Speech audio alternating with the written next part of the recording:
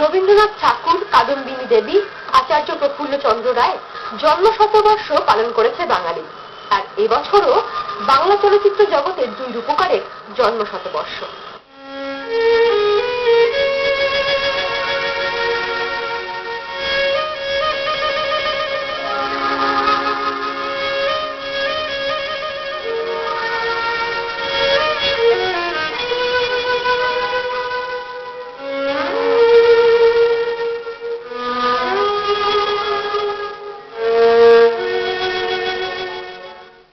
জন্ম শতবর্ষ প্রণব রায় এবং অনুপম ঘটকের। কিন্তু কারা এরা, কি বা তাদের পরিচয়, আর কতজন মানুষ চেনেন এদের? না, সেটা শোনেন না। অত আমাদের কাজের করার সময় নেই, আর আমাদের ডিউটি করতে করতে সময় চলে যাচ্ছে, ওগুলো আমি কি বলতে পারবো না। উনি ডাইরেক্টর? জানি না, আমি অনুপম ঘটকে আমি কখনো শুনি, আর ওই লাইন আমার এখন নেই। না, সেরকম ব্যান্ডেজ। অনুপম ঘটক উনি তো সিনেমা দিচ্ছিলেন না স্যার, কোনো ভাই আমার না, যেমন উনি তো যে নিয়েছিলেন ক্রিকেট প্লেয়ার ছিলেন প্রণব রায়ের। এটা কি লোকগীতির ছিল বোধ হয়, গায়ক ছিলেন, খুব ভালো গোপী গায়ন, বাঘা বাইন অনেক গান গেয়েছেন। ওই তো বললাম, ওইগুলো বলতে পারবো না। লেগেছে ভীষণ চোট, কি জানি কি হয়।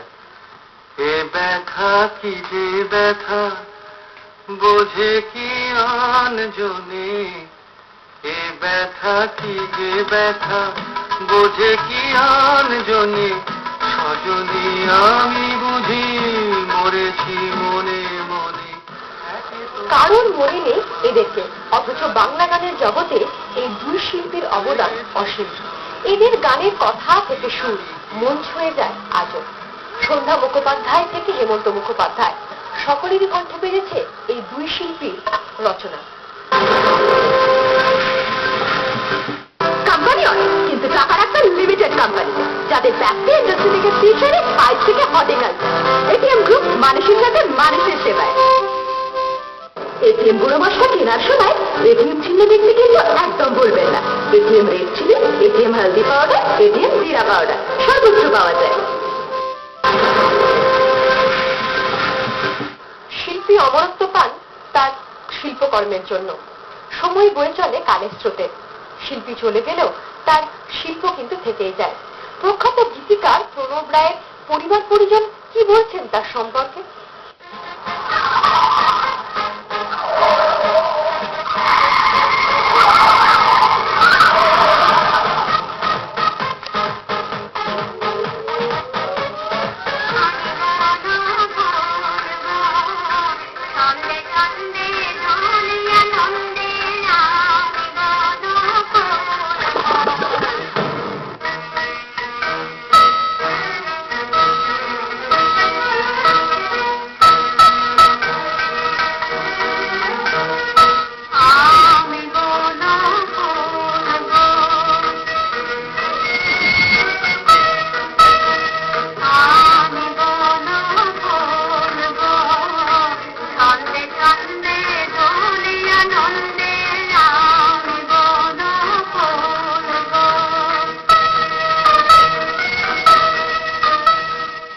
কান পাতলে আজও এই গানের সুর শোনা যায় না।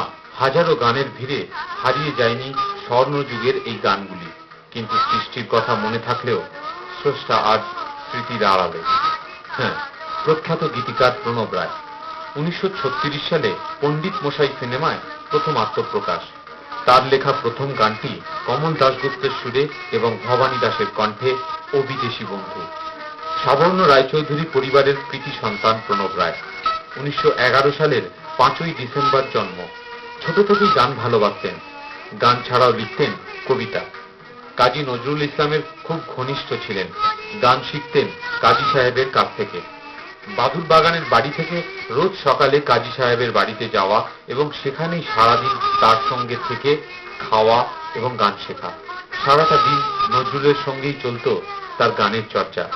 বিকালে আবার প্রখ্যাত গায়ক সন্তোষ সেনগুপ্তের কাছে গিয়ে তার লেখা ও সুর করা গানগুলি তাকে দিয়ে তোলাতেন। এভাবেই চলছিল বেশ। তার মধ্যেও দেশাত্মবোধটিও ছিল প্রবল। যখন সারা দেশে ব্রিটিশ বিরোধী আন্দোলন চলছে, তার মধ্যে ব্রিটিশ বিরোধী একটি কবিতা লিখে তিনি জেলে যান। জেল থেকে বেরোবার পর ব্রিটিশ সরকার তার ডিগ্রি সব সিজ করে দেয়। সেই দিন পাশে পেয়েছিলেন তার শিক্ষাগুরু কাজী নজরুল ইসলামকে। কিন্তু কিভাবে এলেন এ জগতে?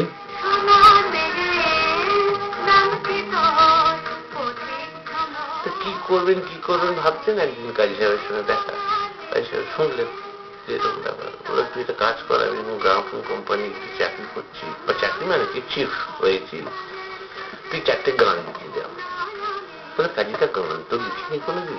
আরে এত গান শেখালাম কি করতে তোকে, যদি 4টে গানই না লিখতে পারবি কবিতা লিখিস তো, ভেবে গান লিখবে। 4টে গান লিখে কাজী সাহেবকে দিয়ে এলেন। তারপর অনেক দিন বাদে, প্রায় মাস 3-4 বাদে কাজী সাহেব আমাদের বাড়িতে এসে বাবাকে খুব বকাবকি করেছেন। হ্যাঁ, গান লিখে দিয়ে কোনো খোঁজ খবর নিন না, তো গান রেকর্ড হয়ে গেছে, কালকে আসবি সকালে। ওই চিতপুরে একটা তখন গ্রামোফোন কোম্পানির অফিস ছিল, তো সেই অফিসে গিয়ে বাবা প্রথম রোজগার হলো 5 টাকা করে। 1934 সালে 4টে গানে 20 টাকা। সেই টাকা এনে আমার ঠাকুরদাদার হাতে দিয়েছে। আমার ঠাকুরদাদা খুব অবাক হয়ে গেল। 20 টাকা, তখন ধরো চাল বোধ হয় 1 টাকা মন, এরম। সেই আমলে 20 টাকাটা তো অনেক টাকা। কি ব্যাপার, এত টাকা তুমি কোথায় নিয়ে? না, আগে আমি গান লিখেছি, এরকম গ্রামোফোনে বেরিয়েছে। বিরক্ত হয়ে বাবাকে বলেছে, গান লিখছো তুমি এই গান? তোমার ভবিষ্যৎটি ব্ল্যাক আউট।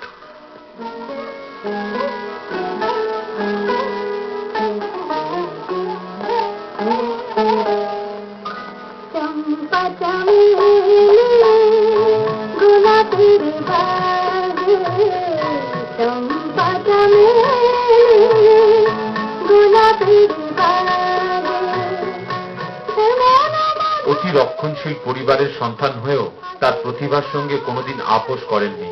কবিতা লেখা থেকে শুরু করে চলচ্চিত্র জগতের গান লেখা, এভাবেই তার পথ চলা শুরু হলেও তার বিপ্লবী মন কিন্তু থেমে থাকেনি। রহস্য রোমাঞ্চ পত্রিকা থেকে শুরু করে সংবাদপত্রের সম্পাদকের ভূমিকা, সব দায়িত্বই পালন করেছিলেন সঠিকভাবে। ব্রিটিশ বিরোধী সংবাদপত্র নাগরিকের সম্পাদক হিসাবে তিনি ব্রিটিশদের চক্ষুশূল হয়ে ওঠেন। কিন্তু গীত রচনা তার থেমে থাকেনি। আসলে যে মানুষটি সঙ্গীত শিক্ষাগুরু কাজী নজরুল ইসলাম, তিনি যে অমূল্য রত্ন তা তো বলাই বাহুল্য।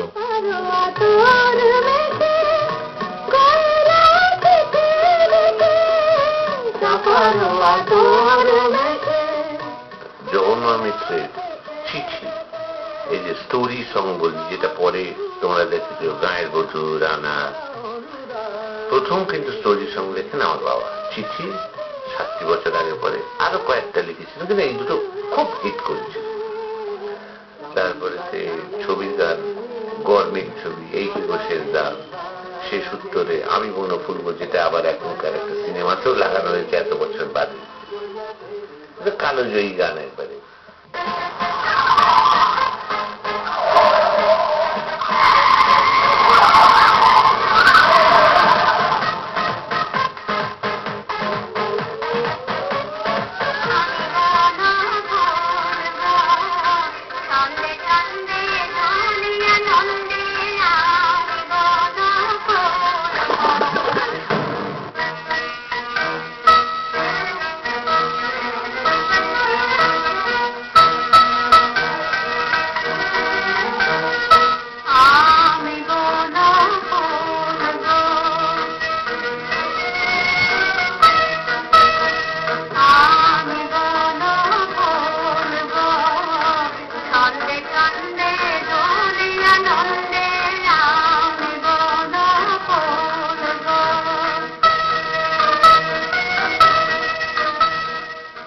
কানন দেবীর লিপে গীতা দত্তের গলায় তখনকার এই গানটি যে কতটা সুপারহিট তা তো প্রমাণ দেয় যখন বর্তমানে ডিজেদের দুনিয়ায় রিমিক্সেও এই গানটির ব্যবহার ফিরে ফিরে আসে। এছাড়াও কমল দাশগুপ্তের সুরে, জ্যোতিকা রায়ের কণ্ঠে সাঁঝের তারায় আমি পথ হারায়ে এসেছি এবং আমি ভোরের জ্যোতিকা, এই 2 গানটিকেই বলা হয় প্রথম বাংলা আধুনিক গান। যার স্রষ্টা শিল্পী প্রণব রায়। সেই যে পথ চলা শুরু, তারপর আর পিছনে ফিরে তাকাতে হয়নি। এই কাজ পাগলা মানুষটি কেমন ছিলেন?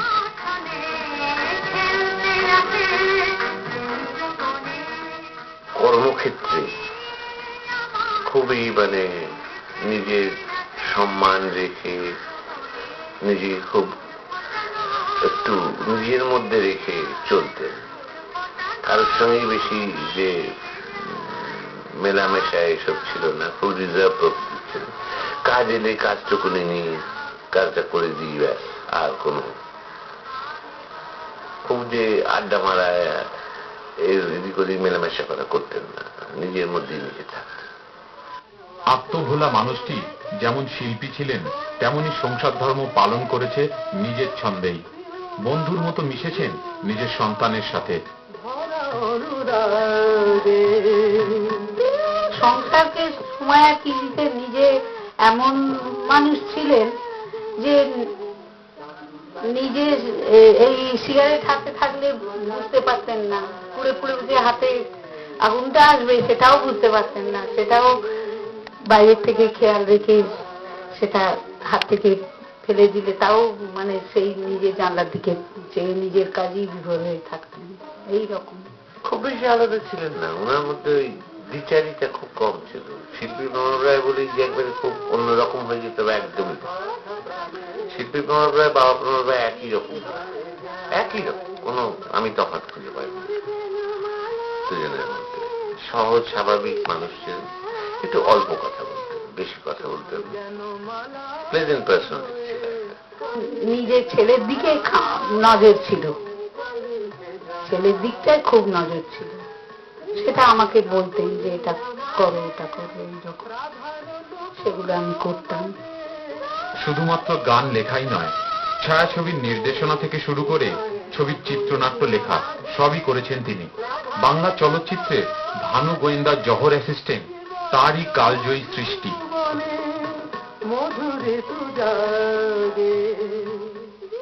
ওনাকে একজন জিজ্ঞেস করলো, আপনি কোনোদিন কোনো পুরস্কার সরকারি কিছু পাননি? বললেন, পাইনি তো কি হয়েছে, আমাকে লোকে অনেক পুরস্কার দিয়ে দিয়েছে।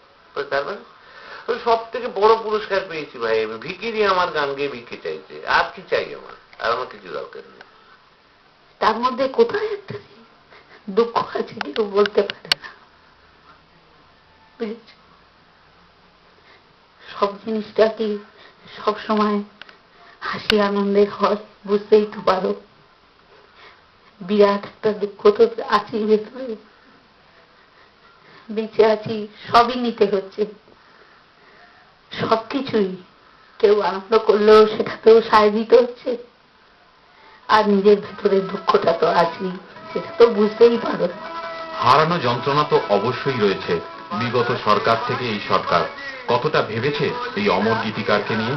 না, এখানকার কোনো ফেস্টিভ্যালই কোনোদিন আমার বাবার প্রতি কোনো কিছু, আমি জানেনই না প্রণব রায় বলে কোনো গীতিকার আছে। বিগত সরকার এবং এই সরকার দুজনকে সরকারি কোনো সম্মান পাননি কখনো, উদাসীন থেকেছেন সকলেই। বাংলা গানের এই মহান শিল্পীকে কেউ কি সম্মান দেওয়ার কথা ভেবেছেন? প্রণব রায়চৌধুরী আমাদের পরিবারের অন্যতম একজন কৃতি সন্তান, এবং তার হাত ধরে বাংলা সিনেমার যে জায়গা তৈরি হয়েছে, আমরা এক কথা তাকে বলতে পারি the wizard of Bengali lyrics বা বাংলা গীতির জাদুকর।